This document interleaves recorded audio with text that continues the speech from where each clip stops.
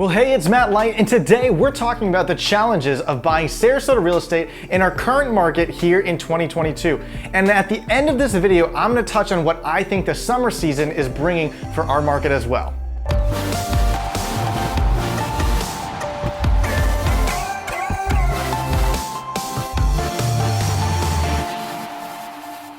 So let me start off with a story for you. I'm working with a great couple from New York who's looking to relocate to the Sarasota area, and we narrowed it down to one new construction neighborhood. And the way this neighborhood was releasing their home sites was like the following. When a lot became available, they would email their entire database, which consisted of thousands of names. And get this, the first person to respond back to the email would get the home site. Sounds fun, right? So the first home site they were interested in was released and my clients responded back within 3 minutes.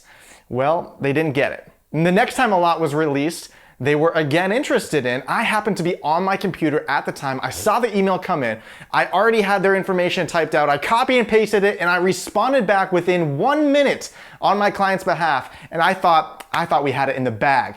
But nope, apparently we were not the first. Since that point, the builder has changed their process.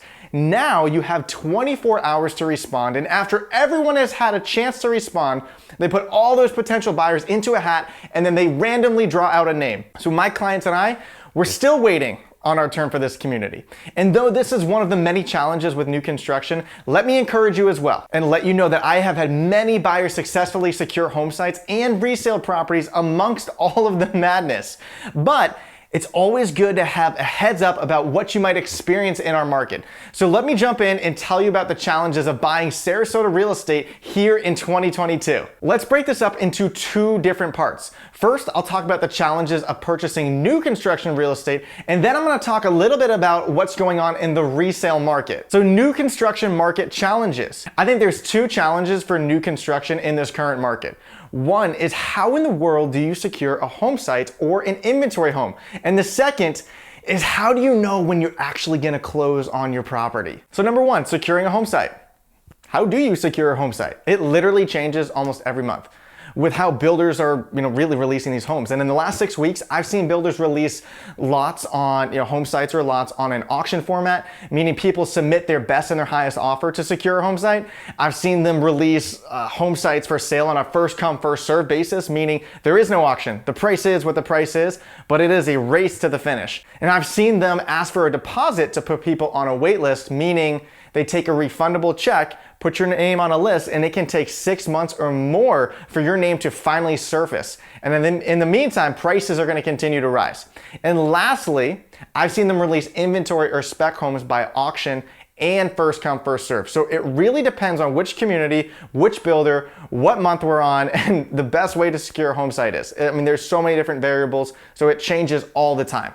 And when it comes to securing a home site, some buyers are registering with a builder and they do not have a realtor.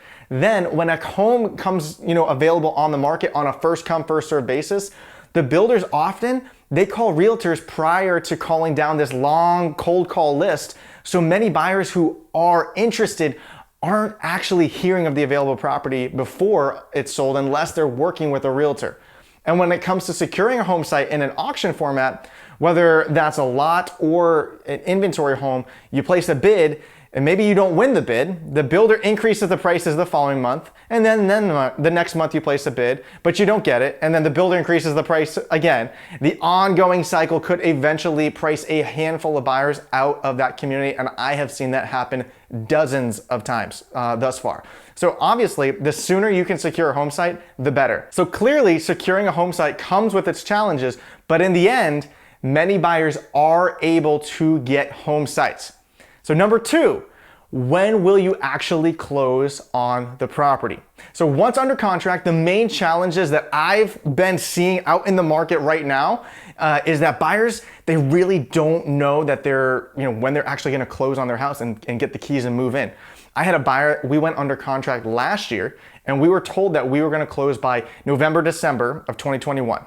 Well, here we are in June of 2022 and we still have not closed. Also, last year in 2021, I wrote contracts and the builder said it would be a 12-month build. Well, here we are about 14 months since writing those contracts and we're still not closed. So I'm starting to see the trend. Obviously, this creates a huge challenge for a buyer who may be living in a rental or trying to time, a moving company to help them move from one place to another, or selling their home or putting it on the market. So getting an accurate closing date has been a huge challenge. And my advice to all buyers moving forward is to budget at least 14 to 16 months for build time. So now let's jump into the challenges that I'm seeing in the resale market. The two main challenges in purchasing in our current resale market is competition and appraisals. So number one, let's start with competition. If you see my most recent market update video going over the first quarter of 2022, you know that the average days on the market is 4 to 5 days. And with such low inventory and so many buyers, it goes without saying that our market is very competitive. I have a client that I was working with, and over the course of 7 months, we wrote over 15 offers. There's probably over 20 offers. And I'm happy to report that we have finally closed on a property. But you get the idea. The majority of the time, it's safe to assume that a lot of these properties, they're in a multiple offer situation within the first weekend, and you're gonna need to submit your highest and your best offer. This may be fairly simple if you're cash, but if you're financing, you may have to think about appraisal. So let's talk about appraisals. When it comes to appraisals, the property is still gonna have to appraise for you to qualify for the loan, or you're gonna need to bring additional cash to closing to offset the property that did not appraise at the purchase price.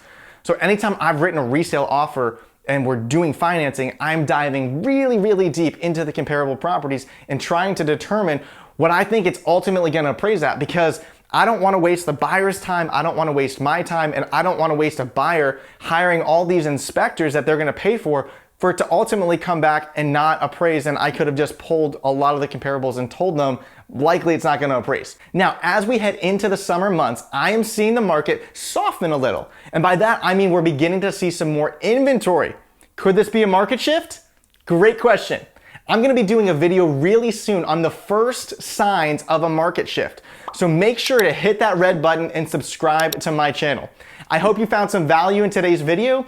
Thanks so much for watching, and I'll see you next time.